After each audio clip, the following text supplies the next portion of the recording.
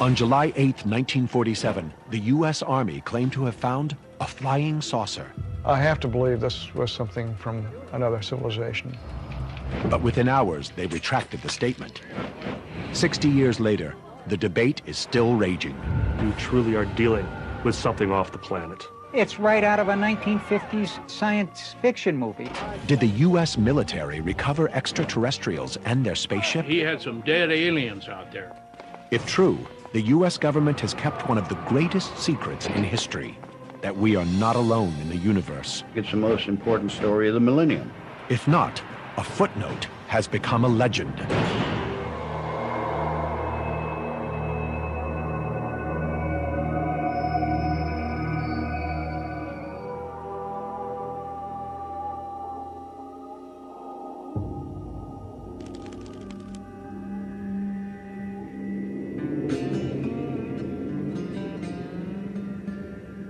In the summer of 1947, rancher Mac Brazel came across some unusual debris in one of his fields. Brazel loaded his truck with some of the material and drove 75 miles to Roswell, New Mexico.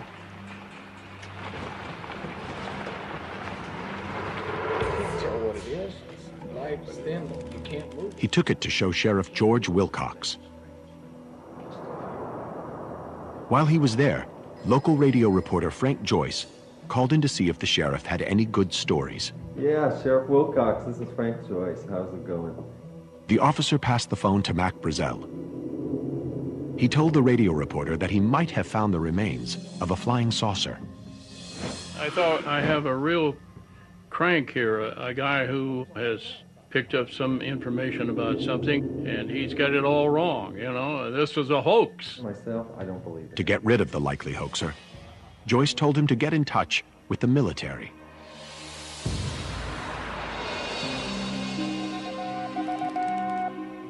Welcome back. This is Frank Joyce with KGFL, Roswell, New Mexico's East. 2 days later, Frank Joyce received a visitor.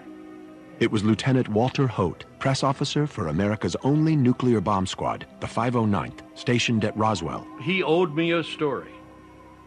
I had complained to him recently about he had given a story to somebody else, and I'd been left off the list. So he brings this in. I picked it up, and as I glanced, I knew instantly it was the man on the phone. The press release stated that U.S. Army Air Corps had recovered a flying disc from a ranch north of Roswell. Frank Joyce drew only one conclusion. The U.S. Army Air Corps says they have a flying saucer. It's got to be from outer space. This just in, ladies and gentlemen. Joyce broadcast the extraordinary story to his local audience. It was possibly the biggest news scoop of all time. It's still the only time in the history of the United States where the government has said, we've got a flying saucer. Headline edition, July 8, 1947. The Army Air Forces has announced that a flying disc has been found and is now in the possession of the Army. The release revealed few other details. It said that a local couple had seen an unusual craft in the sky on July 2nd. A Major Jesse Marcel had recovered the debris, and it was now being taken to higher military headquarters. The incredible story was quickly picked up by Associated Press and released around the world.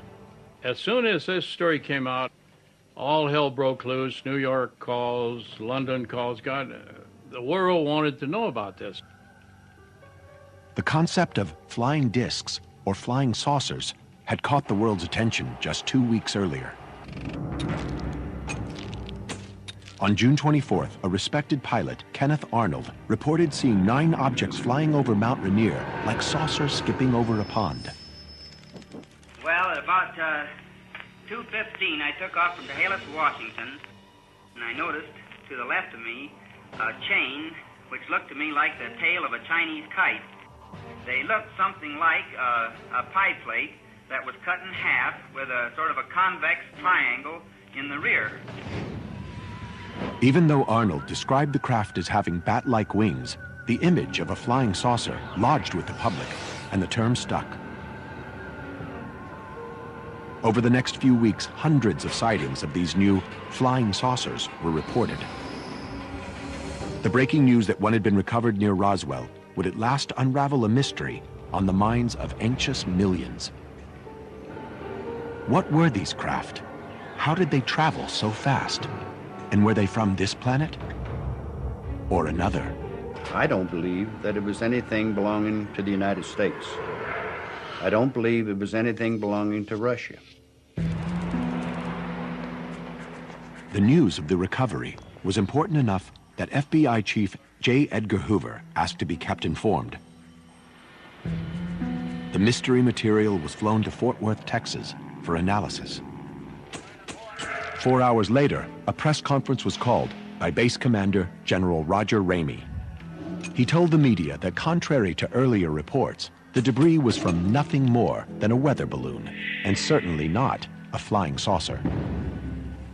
Major Marcel, who had collected the material, posed with the mundane-looking debris.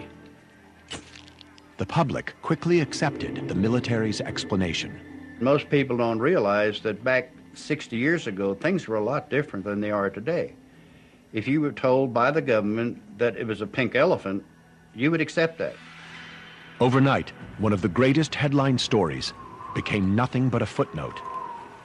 And it may have remained a footnote forever, if it weren't for one eyewitness That would be the official story. whose testimony would reopen the Roswell case and shock the world. So, tell me what happened back in 1947. In late 1978, a UFO researcher was introduced to retired Major Jesse Marcel, the intelligence officer who'd collected debris from the original crash site. I went down and visited him when I was in Florida. Got first-hand testimony from him, sitting closer than you and I are right now. And it was very impressive. Marcel declared that there had been a cover-up. Weather balloon that had crashed up there. He said that the weather balloon material shown to the press had been switched. What he'd found in Roswell in 1947 was not from this planet. This foil-like material that you could fold and fold and fold again, it would unfold on its own. Memory metal. Very thin, very lightweight. You couldn't cut it. The I-beams, the weight of balsa wood, but it wouldn't burn. This stuff wouldn't cut. Had strange symbols on it. I don't know what it was. Maybe it was a spaceship. Maybe there were aliens out there. I don't know. But I know it wasn't a weather balloon. Although the interview first came out in the National Enquirer, Jesse Marcel was certainly no crank. It was the intelligence. Today, Roswell, New Mexico is the UFO capital of the world.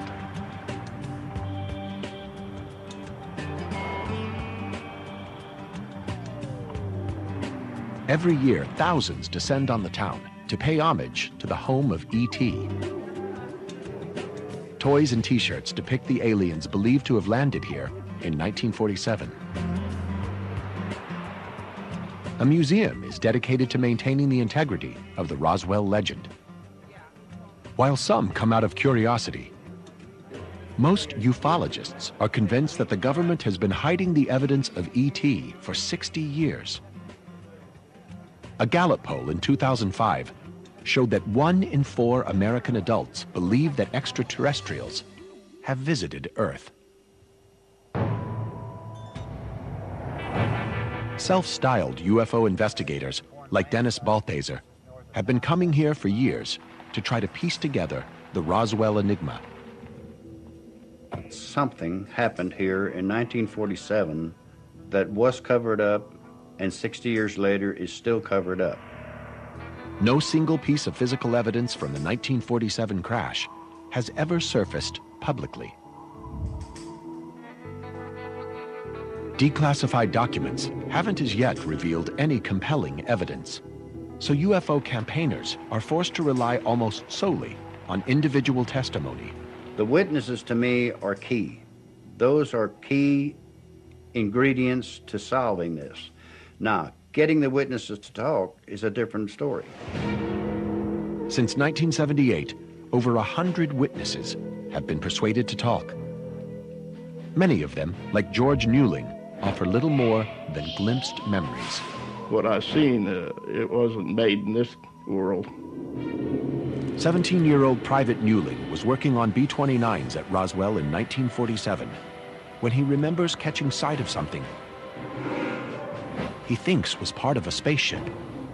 The first thing that caught my eye was this object that was in the bomb racks, and it was the color that fascinated me. It was a gray, but nothing I've ever seen then or before or after. Testimonies like this, made decades after the event, have been pieced together to tell the Roswell legend in a series of sensational books. Postman turned UFO author Don Schmitt has been following the Roswell mystery for nearly 3 decades. His numerous books on the subject have made him one of the key champions of the legend. Schmitt's witnesses have convinced him that the government actually recovered a flying saucer back in 1947. All of our witnesses are telling us it was the first press release. That was the correct one. They recovered the flying saucer. Thanks to these accounts, the UFO community often cite Roswell to be the best proof that extraterrestrials have been here. But they face a wall of scientific disagreement.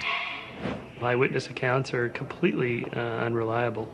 And we know this from a huge amount of research done in the 1990s following the false memory, recovered memory business of people recovering memories of things that happened decades before that in fact never happened. The legend begins with why aliens noticed Earth in the 1940s.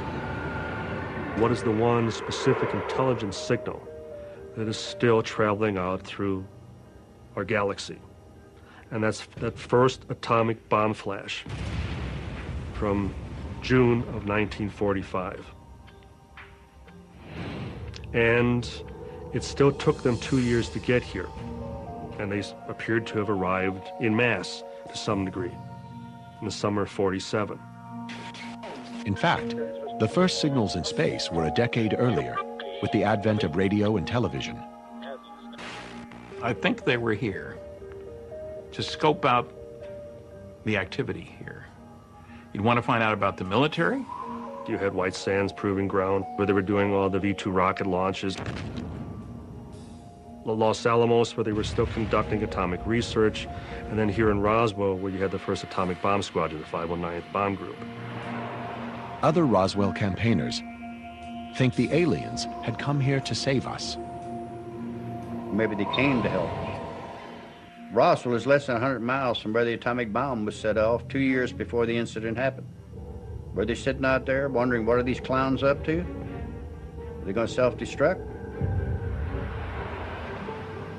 Don Schmitt has interviewed military witnesses who recalled monitoring UFOs in New Mexico in June 1947. We had talked to one of the radar operators up at Kirtland Army Airfield up in Albuquerque at that time, and admitted to us that they had tracked a number of unknowns throughout the state, a number of days leading up to the actual incident. It would only make sense that for all of the sightings at that time, that one would eventually crash. On Independence Day 1947, legend has it that the rancher who found the debris, Mac Brazel, recalled a violent electrical storm. Between the thunderclaps, Brazel told friends he might have heard some kind of explosion. The Roswell story tells that one of the alien spaceships was struck by lightning, causing major damage. Debris from the stricken spaceship fell onto Mac Brazel's field before crashing into the ground 35 miles away. So when did you say you found it? I just drove out and it was all over the place like this. Once the story reached the Roswell Army Airfield, 2 intelligence officers were dispatched to evaluate and collect the debris. Major Jesse Marcel and plainclothes officer Captain Sheridan Cavett filled several sacks with the material. That night, Major Marcel took some of the debris home and showed it to his 11-year-old son, Jesse Jr.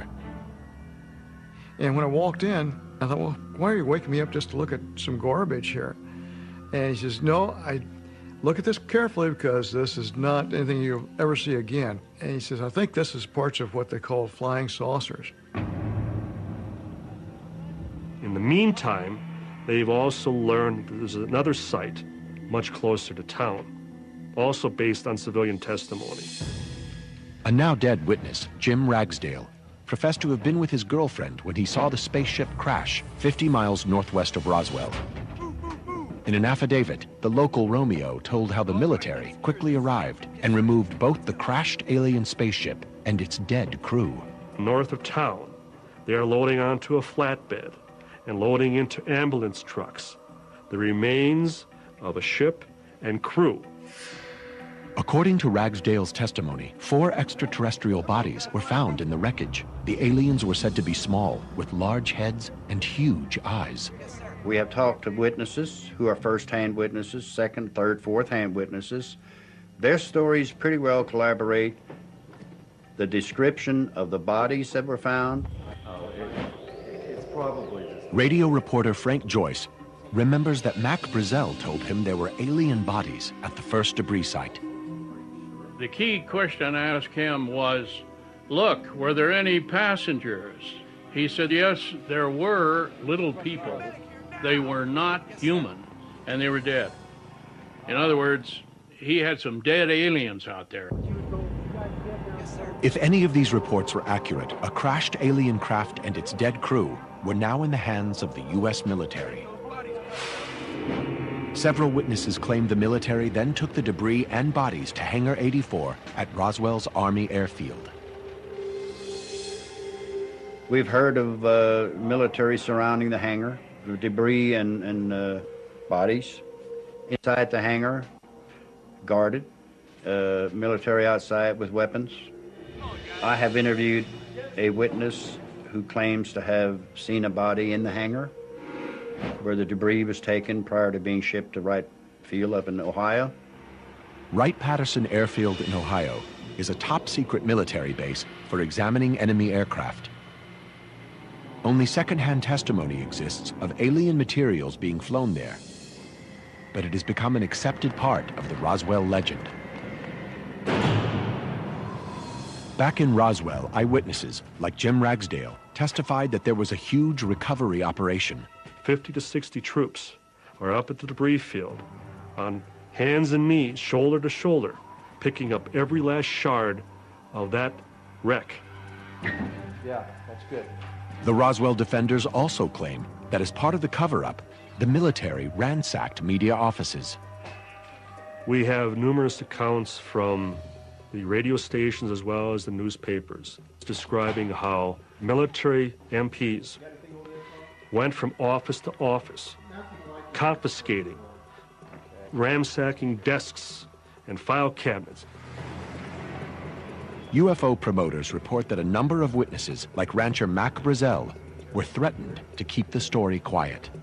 And when he's finally allowed to return home, he's sworn to secrecy. He was, by all accounts, a broken man. It's quite clear that the government resorted to very extreme measures in keeping this quiet.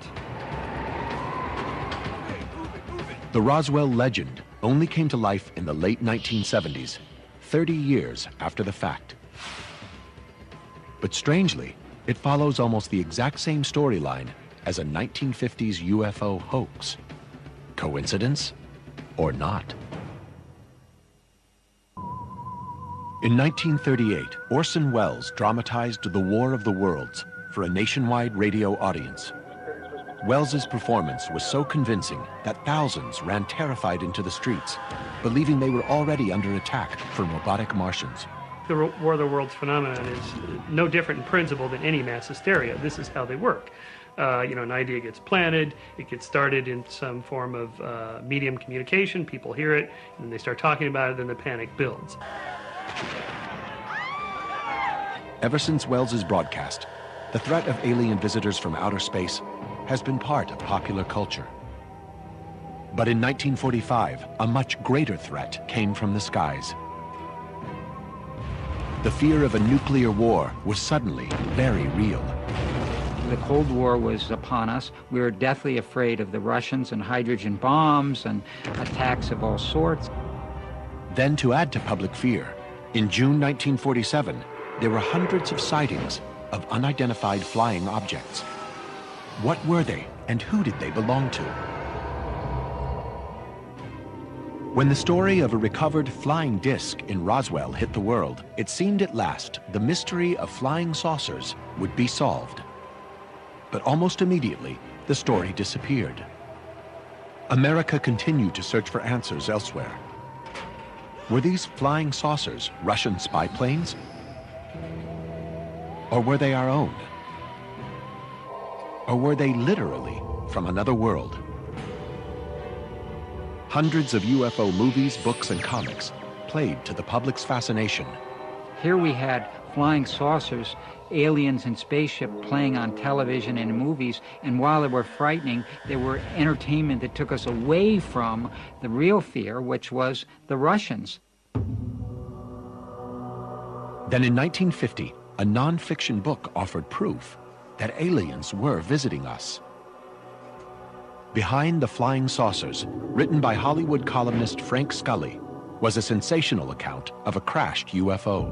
Frank Scully was a well-regarded author, and he wrote a book essentially about what two men had told him about this incident in Aztec, New Mexico. Scully's two informants had revealed that, like Roswell, a crashed flying saucer and dead aliens were recovered in New Mexico in 1947. There was some kind of a crash out on the highway. Bodies were retrieved and taken to a military base in northern New Mexico. The story parallels Roswell in many ways. The alien craft was made from some kind of lightweight but indestructible metal. There was a type of hieroglyphic writing. The alien bodies are said to have been 3.5 feet tall, with skinny human-like bodies. And like Roswell, the extraterrestrial evidence was hidden at a secret military base. But strangely, the book had nothing to do with Roswell. Frank Scully's 1950 publication is set in Aztec, New Mexico, nearly 400 miles from Roswell. The Roswell story, which shadows so much of the Aztec book, would not be told for another 30 years. Behind the Flying Saucers was a bestseller, and most believed it to be true. Then, in 1952, the two informers of the book, Silas Newton and Leo Gebauer, were convicted of fraud. Their Aztec story was a complete hoax. Headline edition, But reports of the scam had little impact on the public. By then, the idea of extraterrestrial visitors in flying saucers had already captured the public's imagination. The whole business of a flying saucer is classic myth-making from a single source saying they were skipping along like saucers on water. And from there, all science fiction authors, movie makers, they all say, okay, we have to construct a model that looks like, a saucer.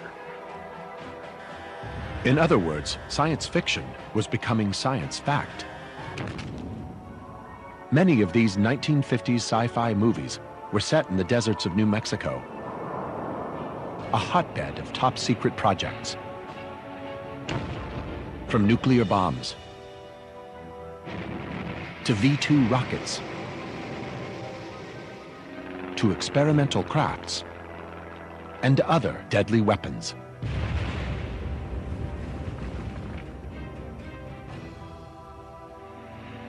All these projects were shrouded in secrecy and intense security. When a V-2 rocket crashed in Alamogordo, New Mexico, it created a massive military operation.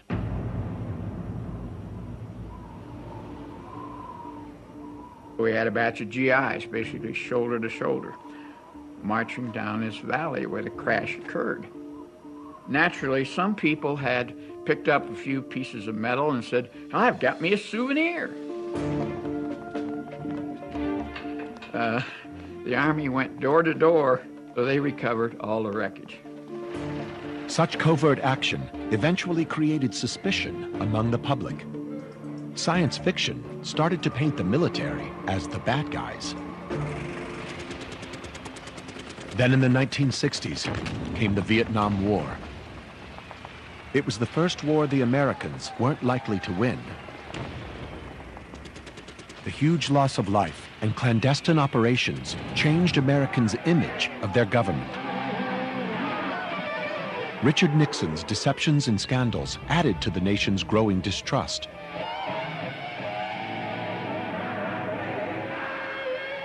What else was the government covering up? Anything seemed possible, even extraterrestrials. Against this backdrop of mistrust, conspiracy rumors grew that the military was hiding alien technology at secret military bases. Secret places like the Wright-Patterson Air Force Base and especially Area 51 are like Rorschach ink blots on our imaginations to just see what it is we want to see that's in there, because you're not going to get in there. How can we check and find out? So that allows the imagination to just run amok.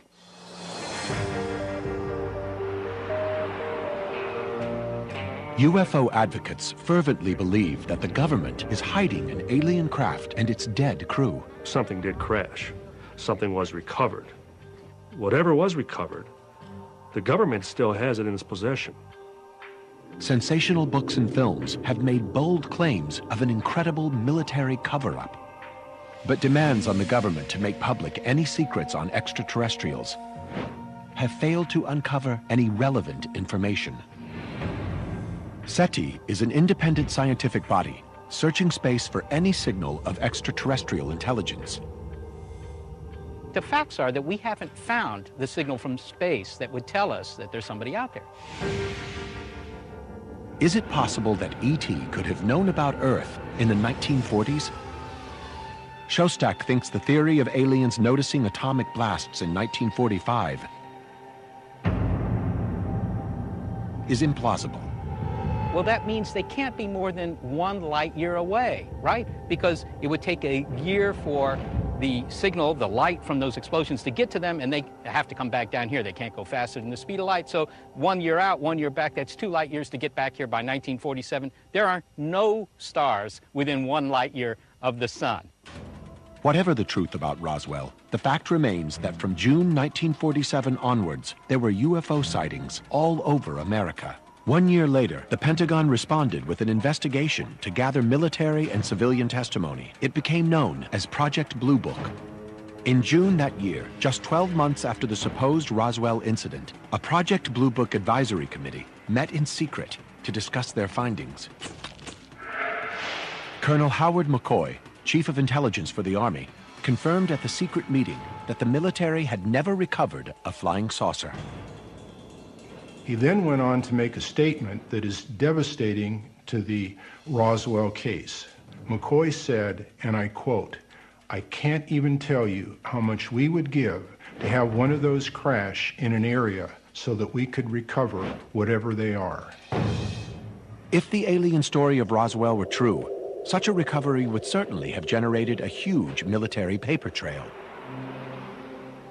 But no compelling documentary evidence has ever emerged which supports the UFO claims.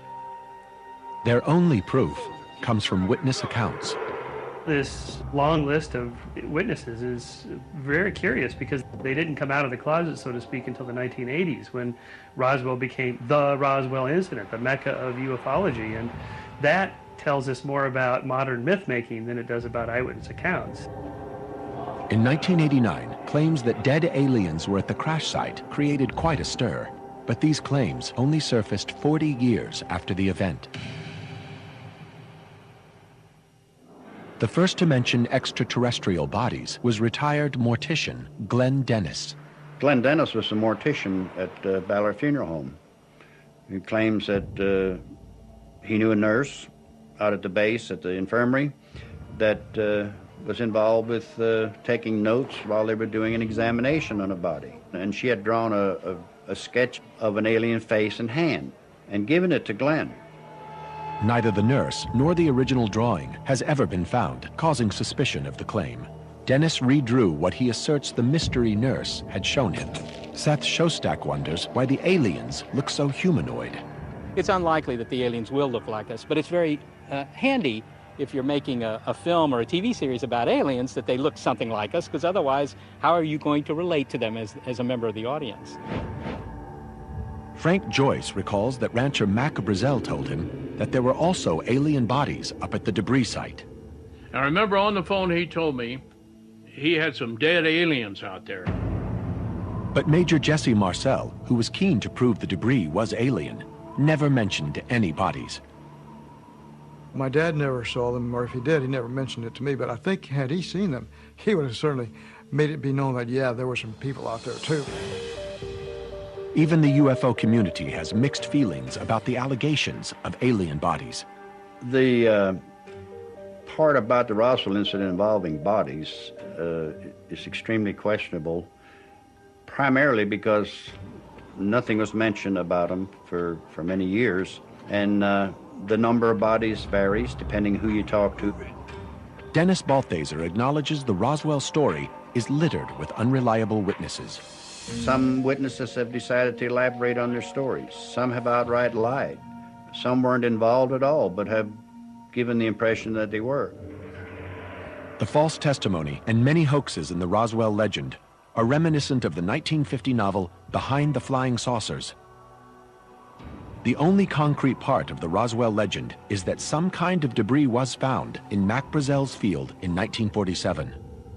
When Jesse Jr. saw the debris as an 11-year-old boy, his father was already convinced it was extraterrestrial. He just said something like he thought this was parts of a flying saucer. Again, I wasn't quite sure what he meant by that.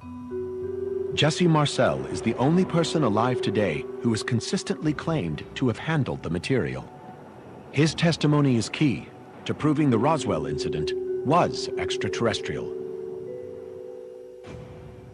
But Dr. Michael Shermer argues that a young boy would be strongly influenced by his father's opinion. An 11-year-old boy is going to be hugely influenced by his father under any conditions. But in this case, his father is a well-respected military officer. Of course, he's going to be influenced. Even though he's an important witness, much of what Marcel describes sounds commonplace. There's a lot of metal foil, kind of a thick aluminum wrap type of material, and there was some black plastic material looked like bakelite at that time. Legend has it that the metal foil had extraordinary qualities, but the young boy saw none. I know that the foil was supposed to have been like metal with a memory where if you bend it, fold it, it would unfold. Well, I didn't see that. Other key witnesses, including Mac Brazel, suggest the debris was quite ordinary. UFO advocates have refused to accept any of these statements, saying that the witnesses were either lying to maintain the cover-up or simply confused. In 1978, Jesse Marcel Sr. claimed the material he had collected on Mac Brazel's ranch had been switched with the debris from a weather balloon. Major Marcel said until the day he died that what was on the floor was not what he brought in from Roswell, New Mexico. To ufologists, that explains why the debris in press photos looked like a weather balloon, not a flying saucer. But amazing new testimony from Marcel's own son suggests the Major thought the debris reporter saw actually was part of an alien spaceship. There's one curious element, though. My dad said that the reporter saw only a very small part of the real thing. So does that mean that in that mix-up of a balloon wreckage, was there parts of the real stuff in there?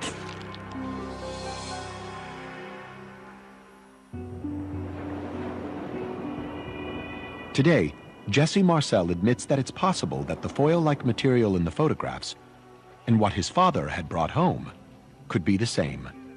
You know, the foil did not have the paper backing. Could have been confused with the foil that I saw. Jesse Marcel remains convinced that there was one thing in the debris that could only be extraterrestrial.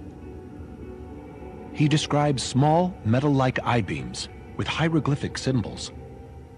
That metal beam, like a small miniaturized I-beam, and it had these purplish violet symbols on the inside edge of that. You know, my dad said something like, "This is alien writing." While Marcel Jr. describes metal I-beams, his father remembered them as not being like metal. it looked more like wood.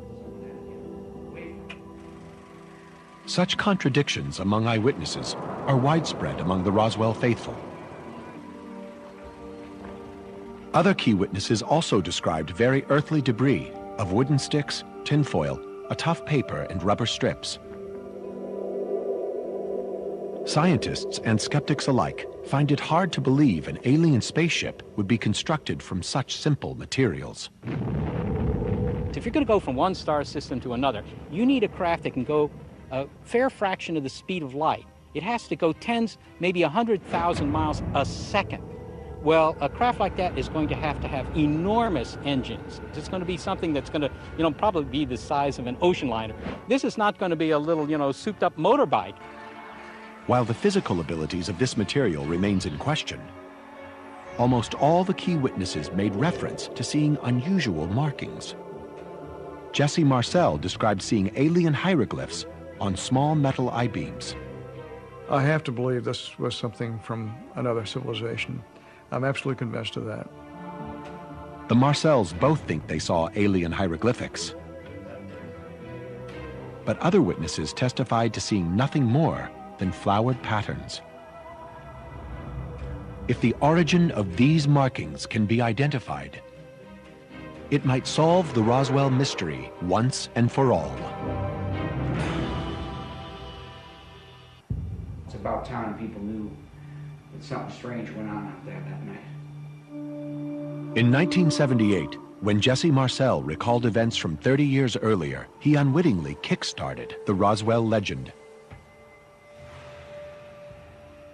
Ever since, UFO authors have expanded the story to mythic proportions. But the Roswell legend makers can't agree on many key details. Where the spaceship crashed, who actually saw it, and how many bodies were recovered changes from book to book. But the Army's counter-story that the debris was from a weather balloon was also in question. Back in 1947, rancher Mac Brazel had reported that he'd seen weather balloon debris before, and what he'd found was different. Throughout the 1980s, suspicion of a cover-up fueled the Roswell legend. Then in the early 90s, two UFO researchers, Carl Flock and Robert Todd, unearthed a top-secret mission that had long been forgotten. It offered a much simpler and earthly solution to the Roswell mystery. Back in 1945, America exploded the first atomic bomb. It was then only a matter of time until the Soviets would develop their own nuclear program. In 1947, testing began on an American secret spying program called Project Mogul. The highly classified mission was set up to listen out for any Soviet atomic test. Mogul was so classified, we didn't know what the classification was. In fact, Mogul was classified as 1A, the same as the H-bomb program. Project Mogul would use some 50 large rubber balloons to carry listening devices called transponders into the higher atmosphere. Up here, sound moved much quicker, and a nuclear explosion could, in theory, be detected, even on the other side of the world. I know it worked because I saw a beautiful signal come in one day from the Pacific, and it was an American nuclear bomb explosion, and I was tracking it right here in New Mexico. In 1947, B.D. Gildenberg was a young engineering undergraduate at New York University when the military commissioned his department to work on Project Mogul. The Mogul team started to gather the materials needed for the project. One item that they farmed out to a Brooklyn toy manufacturer was the kite-like radar reflectors called Raywin targets. These would be used in order to track the balloon's movements, and the team needed hundreds of them. They were essentially six-pronged kites with the balsa wood frame, covered with silver foil, and backed with strong white material.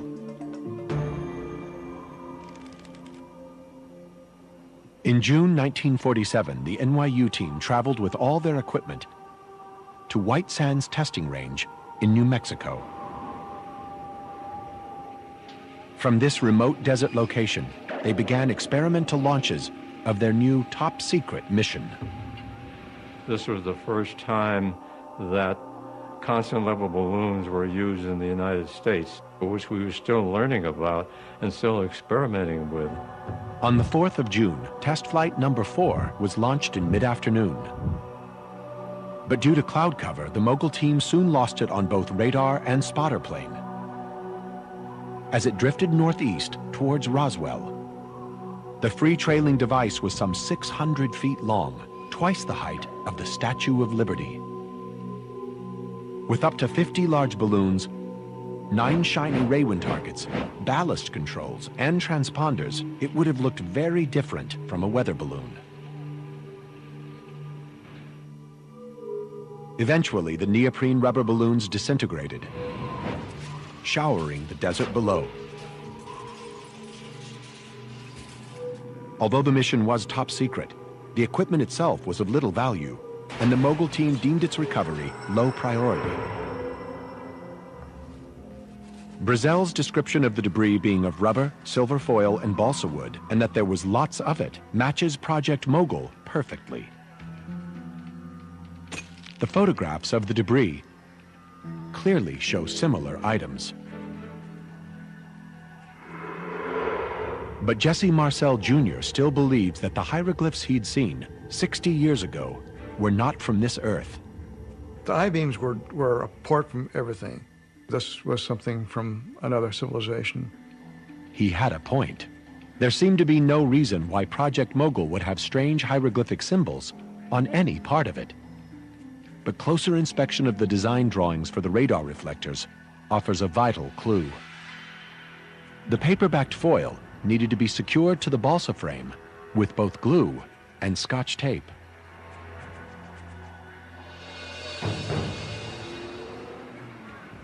The toy company in Brooklyn, commissioned to make the Raywin targets, used what it had at hand. That included kids' Scotch tape with flowered patterns set in a purple dye. After a few days in the desert sun, the Scotch tape would have peeled off and blown into the desert. In such heat, the purple dye had impregnated the wood, leaving behind flowered patterns on the balsa wood frame. Some of the tape had these inscriptions from the Brooklyn toy department on it. And that's where the hieroglyphics came from. And it was really nothing very exotic. Today, science sees Roswell as little more than myth-making. We have a really good understanding now of the psychology and the sociology of myth-making. How an idea gets started, it's based on some factual event, sure, but then it just starts to build, and the story gets retold, and memories are not reliable, they're filtered, and before you know it, things get completely different. Today, Project Mogul is accepted among most scientists as the rational answer to the Roswell mystery. New testimony suggests that Project Mogul and its successors may have also been responsible for the entire UFO phenomenon. From June 1947 onwards, hundreds of top-secret high-altitude balloons were launched all over America. The balloons and payloads were ever more bizarre. B.D. Gildenberg believes that these balloons were what many people were mistaking for alien crafts. I remember the CIA being at some of our launches, and they were the ones who were pushing this. Said, yeah, let these remain UFO reports as a cover-up for all these secret programs that were coming on board. If Roswell is nothing more than a myth, why have a quarter of American adults been taken in by it? We do tend to believe things that are kind of titillating, exciting. The idea that there's beings around, maybe they're even here now, just in orbit with stealth technology, and they're watching us, they're taking care of us. All that is very compelling.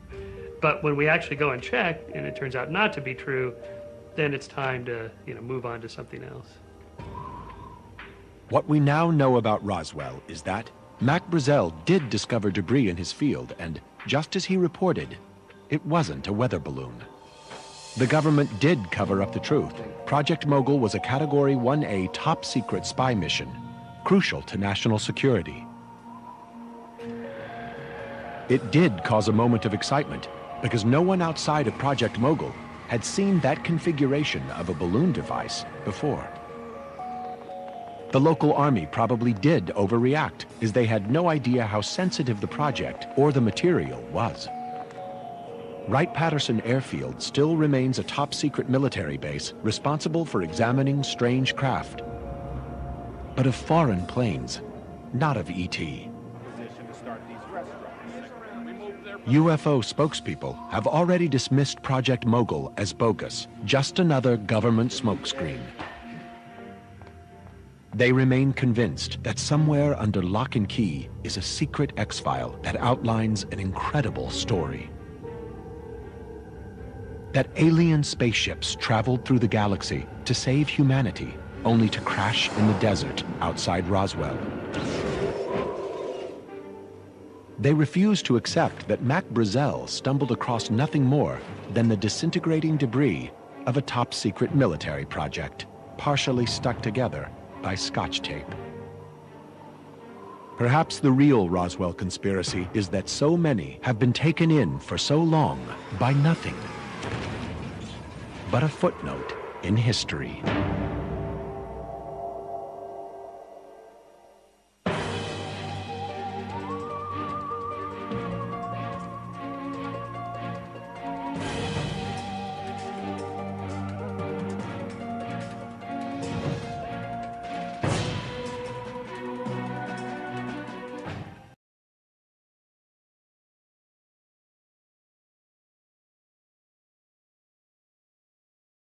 Whenever the skeptics, challenge us, well, why is it you don't have any whistleblowers regarding the topic of UFOs, or more specifically Roswell?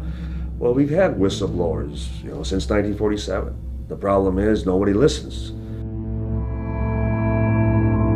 When you have objects described in formerly classified government memos as being disc-shaped, as invading sensitive airspace, and when you can see from the tone of the memos that this is a very serious matter, then clearly there's something important happening.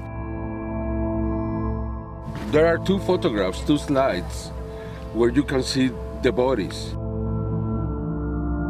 This issue had been proven 50 years ago. This is a political problem. It's a political policy. You can't solve it with science. You have to solve it with political engagement. We have a significant proof for the Roswell event as an extraterrestrial event. What the world is going to do with it is up to the world. If humanity really understands the importance of this, that this phenomenon is real, then the mission has been accomplished.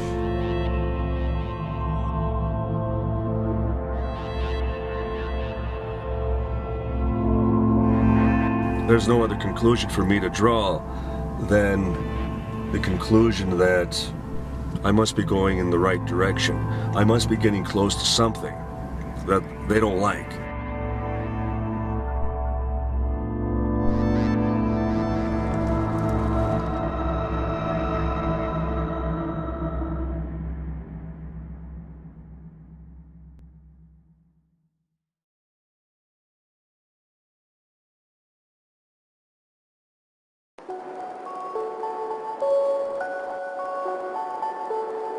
To a small but dedicated group of UFO researchers, this barren ranch land, 75 miles northwest of Roswell, New Mexico, is sacred territory. It's the place where they believe one or more alien spaceships crashed to Earth sometime in early July 1947. I think there was probably a mid-air collision that resulted in one going one way and exploding and dumping all the wreckage out in the debris field, the other making it down almost intact. Today, that crash, commonly referred to as the Roswell incident, is the stuff of legend. But we might never have heard of Roswell if not for a former nuclear physicist turned UFO researcher named Stan Friedman. After spending nearly 30 years investigating the incident, hunting down dozens of key witnesses and scores of top-secret documents, Friedman is convinced that the U.S. government is covering up a UFO crash. This is his proof. It begins in 1978, when after giving a lecture on UFOs, someone casually asks if he's ever met former military intelligence officer Jesse Marcel. Brilliant investigator that I am, I said, "Who's he?" I never heard of him. "Oh, well, he handled pieces of the wreckage in one of those saucers you're interested in." What? Friedman tracks down Marcel in Louisiana and first hears the fantastic tale about the day Marcel helped recover a real alien spaceship. There were just fragments strewn all over the area, an area about 3/4 of a mile long and several hundred feet wide. So, Jesse tells me his story was in newspapers around the world, but he doesn't remember the exact date. And he tells me how they took the wreckage to Fort Worth, Texas, and he was told not to say anything. Friedman checks with the local Roswell paper, and sure enough, there it is. July 8, 1947, Roswell Army Air Force captures flying saucer. It was a big sensational thing.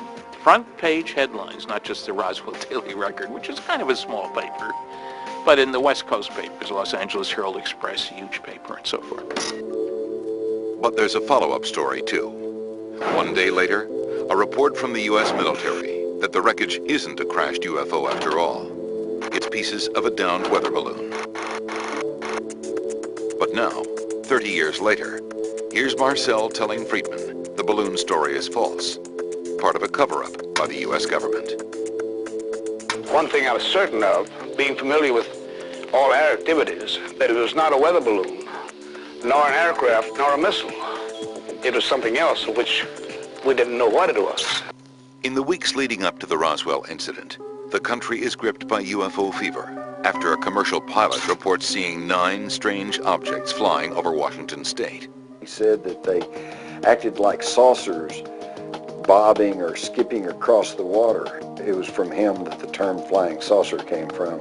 Hundreds of flying saucer sightings pour in, especially in New Mexico, home to top-secret test sites for V-2 rockets and atomic and nuclear weapons. The city of Roswell itself is the base of the 509th, the world's only atomic air squadron. Just 2 years earlier, it had dropped the bombs on Hiroshima and Nagasaki. If aliens were going to be interested in anything that happened on this planet, boy, they'd make a beeline for New Mexico. As the story goes, on that fateful night in early July 1947, a violent thunderstorm rolls through Roswell. Out in the desert, rancher Mac Brazel sleeps fitfully in his tiny cabin. There had been a big electric storm, and he heard what he thought was an explosion that didn't sound like thunder. The next morning, Brazel checks on his animals and notices they won't cross a pasture. He goes for a closer look and stumbles across debris littered over a large field. And he finds this huge amount of stuff, strange material, covering an area hundreds of feet wide by almost 3/4 of a mile long. The material is odd, lightweight, but incredibly strong. Brazel carries a few pieces to his neighbor's ranch. Kind of a tan, light brown plastic. Brazel mentions other debris, items covered with strange writing. He said the writing wasn't like Japanese writing, but it was, I imagine, more like hieroglyphics or something like that. The strangest material looks like aluminum foil, but with a weird ability to return to its original shape. If you picked it up and folded it, it would unfold. And if you folded it several times, it would still unfold. And you couldn't tear it. Brazel drags some of the debris to a shed. A few days later, he's on the phone with Frank Joyce, a local DJ and radio reporter. They began to talk about things that might be out of this world. I thought maybe this is a hoax. During the conversation, Joyce says Brazel mentions finding bodies in the wreckage. And one thing that he mentioned on the phone was the horrible odor that was with these bodies. Thinking Brazel might be insane, Joyce tries to end the call. I advised him to go to the U.S. Army Air Corps because they are flyers and will know what to do about anything that flies. Brazel does call Roswell Army Airfield. Major Jesse Marcel answers the phone. Marcel reports the call to his commanding officer, who orders him and a counterintelligence officer to go investigate. He says, go out with him, because the rancher said there's a whole mess of this stuff out there, and nothing that he brought in was conventional. At the ranch, Marcel is also puzzled by the debris. He gathers it up and heads back to Roswell. He's so excited by the potential discovery, he stops by his home after midnight and wakes his wife and 11-year-old son, Jesse Jr. He said something like, this is parts of what we feel is a flying saucer. Jesse Marcel Jr. is a doctor and colonel in the U.S. Army Reserves. He just got back from Iraq. He's writing a manuscript called Roswell, It Really Happened. Even though it happened many years ago, he still vividly remembers what his father showed him that night. I picked up the material and I noticed it had a very strange quality to it. It was very light. I didn't try to bend it or tear it, but I just kind of looked at it and just kind of wondered what this was. Marcel's father continues on to the base to report his findings to his superiors. The next morning, the base commander orders the public information officer to write a press release about the incident. He gave me exactly what he wanted in the press release, that we had in our possession a flying disc. The story hits the airwaves, creating an instant sensation. Headline edition, July 8, 1947. The Army Air Forces has announced that a flying disc has been found and is now in the possession of the Army. But almost as quickly begins what appears to be a government cover-up. From the time that story came out, I felt that someone somewhere was trying to stop every last word of this story.